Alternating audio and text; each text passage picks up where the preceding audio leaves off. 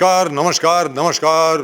जय हिंद, जय महाराष्ट्र, जय भवानी, जय शिवाजी।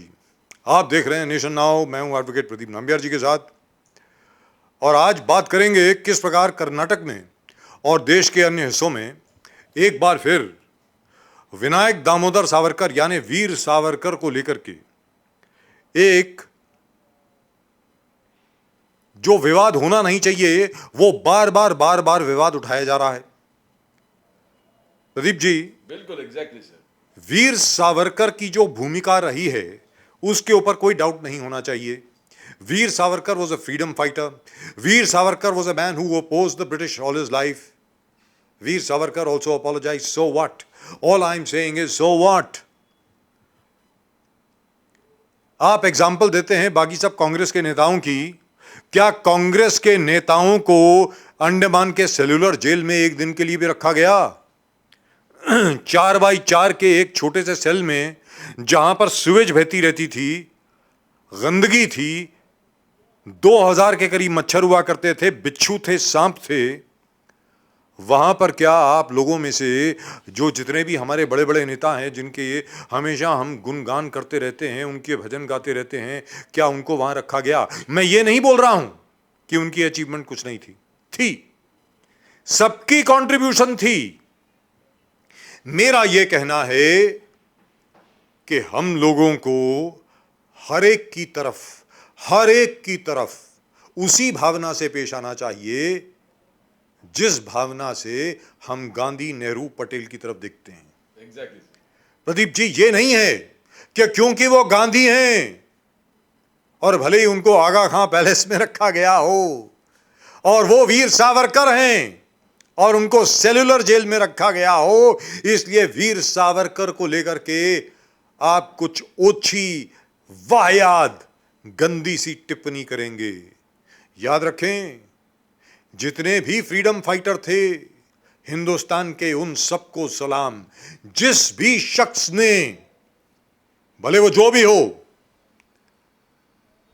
जिसने आजादी की लड़ाई में हिस्सा लिया, जिसने अंग्रेजों का विरोध किया, जिसने भारत देश के लिए काम किया और आज भी कर रहा है, उन सबको सलाम, हम लोगों का सलाम। यह कहा जाता है कि विनायक दामोदर सावरकर यानी वीर सावरकर ने हिंदुत्व टर्म को कॉइन किया, which is by the way not true. वो चंद्रमोहन बासु थे जिनका टर्म था हिंदुत्व, जो सावरकर जी ने अडॉप्ट किया, लेकिन फिर भी so what? At the end of the day, you have to appreciate just about everybody. After all, please do remember, it is the same Veer Savarkar who named the so-called mutiny of 1857 the first war of independence. Prior to Savarkar calling it the first war of independence, even Indian writers, even Indian leaders, even Indian freedom fighters used to call it the 1857 mutiny. What did Veer Savarkar say? It was not a mutiny. It was the first war of independence. यानी सबसे पहली जंग थी वो आजादी के लिए 1857 की। यह है वीर सावरकर।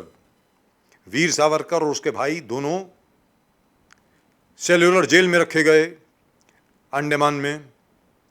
उनको यातनाएं दी गईं, ऐसी यातनाएं दी गईं कि जो कोई आम आदमी हो, अगर कोई साधारण नॉर्मल आदमी हो प्रदीप जी, वो 10 मिनट के लिए जी नहीं पाएगा।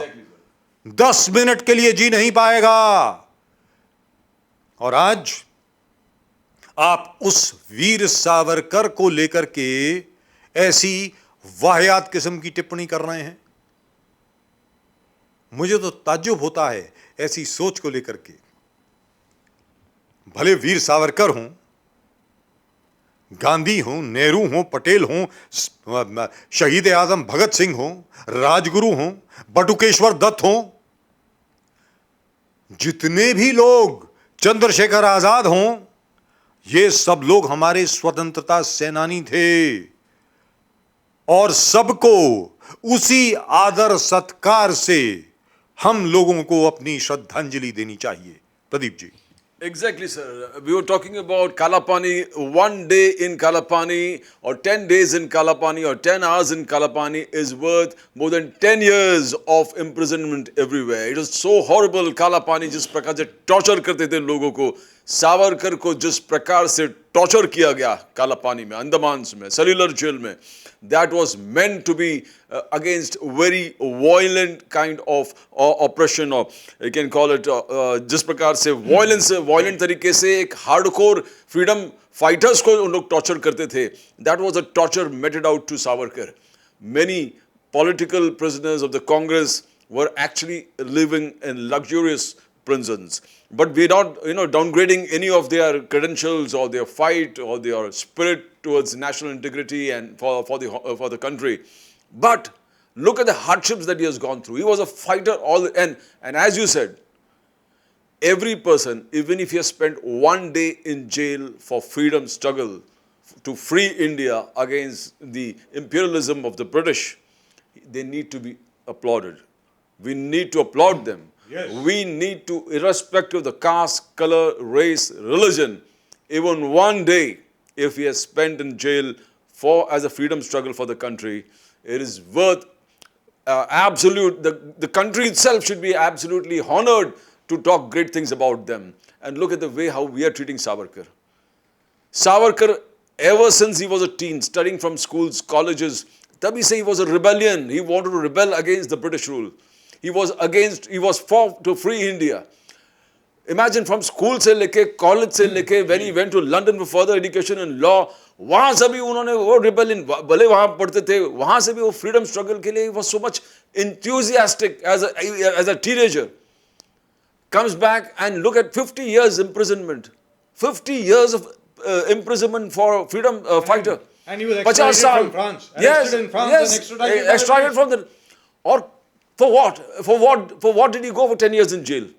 Fighting for India. Fighting for the country. That's it. For the Freeing freedom the of India. freedom of the country.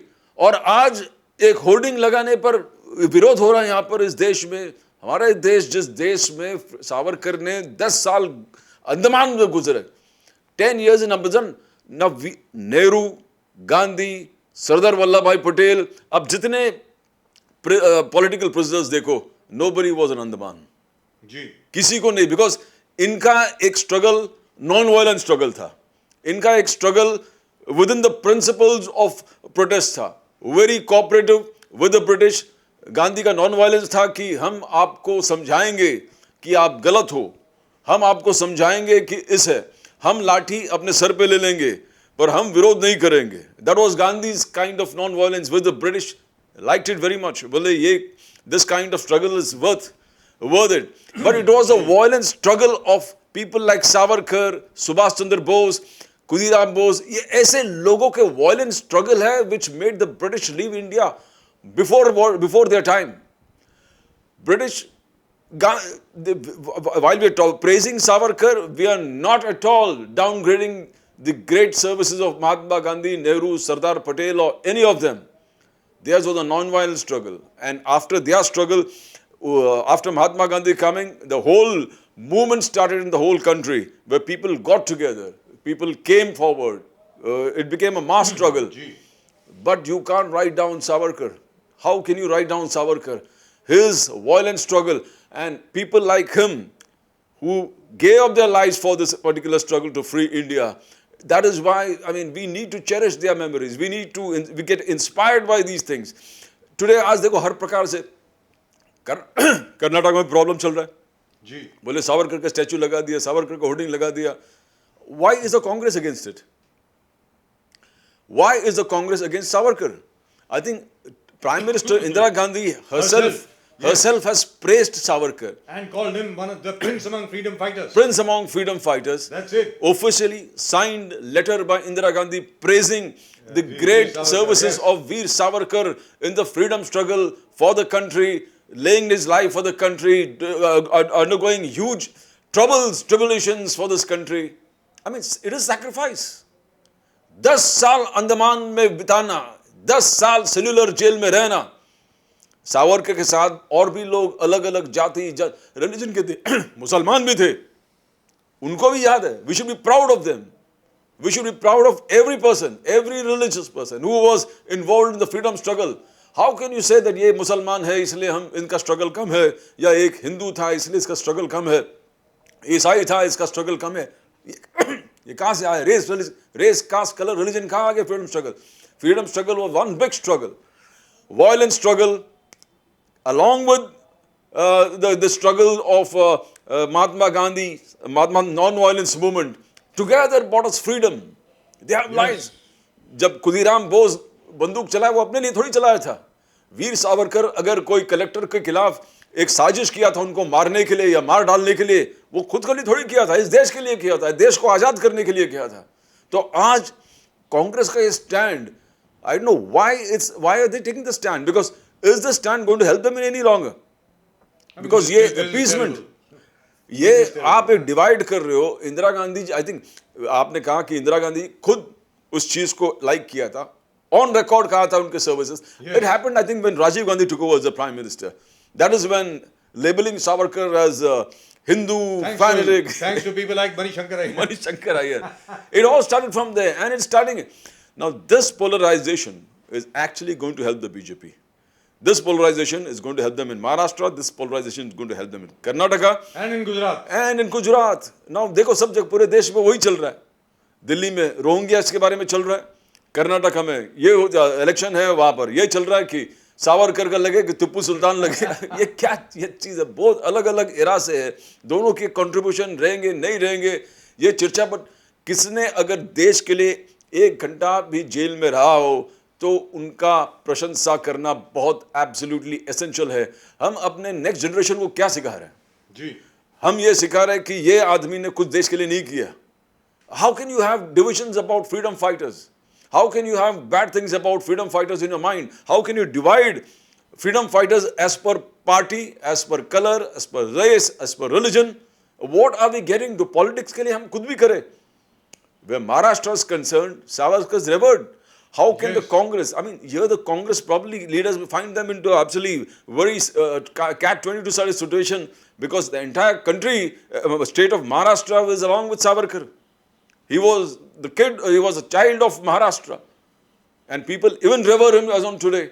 So the Congress central stand puts the local state leadership under absolutely, they don't know how to react it. That's right. And probably they are losing, the eroding mass base of the Congress is because of their stand on Savarkar. We all believe every man's contribution in freedom struggle have to be honored. Pradeep ji, yes, sir. Pradeep ji, Congress has become the number 4 party. Number 4 party. Because only because of this reason. The last best leader, as we talked about, Indira Gandhi, had honored his work. Yes. And that shows the leadership qualities. How can you suddenly change your stand about Savarkar? And it was his violent struggle. Yes, Pradeep ji, the fact remains, as far as the Congress is concerned, ये थोड़ी होता है कि जो कांग्रेस चाहेगी वही स्वतंत्रता सेनानी है और बाकी सब नहीं है. क्या मतलब हुआ? क्या बिरसा मुंडा स्वतंत्रता सेनानी नहीं है? रानी लक्ष्मीबाई स्वतंत्रता सेनानी नहीं है? भगत सिंह स्वतंत्रता सेनानी नहीं है? क्या मतलब हुआ ये आपका? ये जिसने भी, चाहे वो कोई जाति धर्म के हो, रेस कास्ट कलर रिलीजन हो, अगर देश के लिए, and look at Savarkar sir, 10-10 साल 50 साल का सजा, 50 years of imprisonment, and what was he fighting? Fighting for the country. Fighting for the country. Hindustan के लिए कर रहा था. And then also probably he was having severe reservations about the way the Congress was functioning where the British is concerned. कि आप जा सकते हो मगर आपके आर्मी यहाँ पर रहेगी. आप फिर मुसलमान और हिंदू को बांटने में जो कॉन्स्टिट्यूएंसीज के माध्यम से मोरलो मिंटो रिफॉर्म्स वगैरह वगैरह जिस प्रकार से चल रहा था, this was what he was fighting for this along with against the British also. तो ये मतभेद था, but where freedom struggle was concerned, everybody was one. Everybody under one flag that British must go, India must be free. And look at the torture and turmoil and tribulations of this man. As a young man, he was into the freedom movement with only objective that British को यहाँ से हटाना है. And what are we doing today? We are casting question marks on his character, his aspirations, his aims, objectives for the country. ये सब भूल गए. But the ये सब भूल गए. Pradeep ji, ताली दोनों हाथों से बजती है। Yes. सिंपल बात है। अगर आज आप वीर सावरकर को, अगर आप इस तरीके से अगर वीर सावरकर को बेइज्जत करने की कोशिश करेंगे तो सामने से भी अटैक आएगा। याद रख लीजिए, सामने से भी ये पूछा जाएगा। ये कहा जाता है कि हिंदू महासभा ने अलायंस करी मुस्लिम लीग के साथ। कहां? बंगाल में, नॉर्थ वेस्टर्न फ्रंटियर प्रोविंस में और सिंध में। ठीक है साहब। अरे भाई, उन्होंने तो पॉलिटिकल अलायंस करी। आपने क्या किया? आपने तो मुस्लिम लीग का जो प्रपोजल था पाकिस्तान के लिए, आपने उसको मंजूरी दे दी। क्यों मंजूरी दी? आप भी लड़ते जैसे वियतनामीज लड़े, हो ची मिन।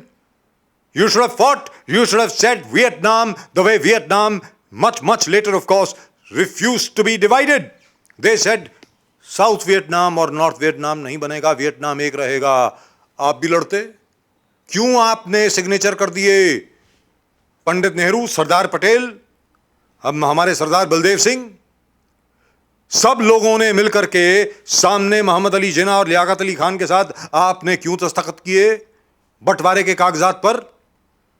तो जो सावरकर ने किया वो क्या गलत किया? सिंपल बात है। आज की तारीख में या तो आप जितने भी आजादी के दीवाने थे, जितने भी लोगों ने आजादी की लड़ाई में अपने तरीके से काम किया, जैसे वीर सावरकर हो गए, जैसे अशफाकुल्ला खान हो गए, जैसे राम प्रसाद बिस्मिल हो गए। और एक और चीज मैं यहां कहना चाहता हूं, पहली बार 2 बरस पहले पहली बार किसी प्रधानमंत्री ने वीर गति प्राप्त शहीद अशफाकुल्ला खान का नाम लिया लाल किले से। इसके पहले प्रदीप जी, अशफाकुल्ला खान का नाम भी कोई नहीं लेता था। पहली बार मोदी जी ने नाम लिया। आप क्या समझते हैं कि फ्रीडम स्ट्रगल की जो कहानी है सिर्फ कांग्रेस की कहानी है? बाकी सब लोग इन्वॉल्व नहीं है। According to VP Menon, the secretary of Sardar Vallabh Bhai Patel, उनकी आप किताब पढ़ लें, इंटीग्रेशन ऑफ स्टेट्स, उसमें साफ तौर पर लिखा है कि अंग्रेज हिंदुस्तान को इतनी जल्दी छोड़ के गए क्योंकि नेताजी सुभाष चंद्र बोस की इंडियन नेशनल आर्मी INA, उसकी वजह से वो घबरा गए कि हिंदुस्तान की फौज अगले दिन पूरी फौज जो है वो भी बगावत कर सकती है। हिंदुस्तान के ऊपर फिर वो राज नहीं कर सकते हिंदुस्तानी फौज के बगैर। ये सिर्फ कांग्रेस की ही कंट्रीब्यूशन नहीं थी। हमारे जो भील भाई हैं, हमारे जो आदिवासी हैं, उन सब लोगों ने अंग्रेजों के खिलाफ लड़ाई लड़ी। नॉर्थ ईस्ट में अंग्रेजों के खिलाफ लड़ाई लड़ी, जिनका आज तक नाम तक नहीं आता है।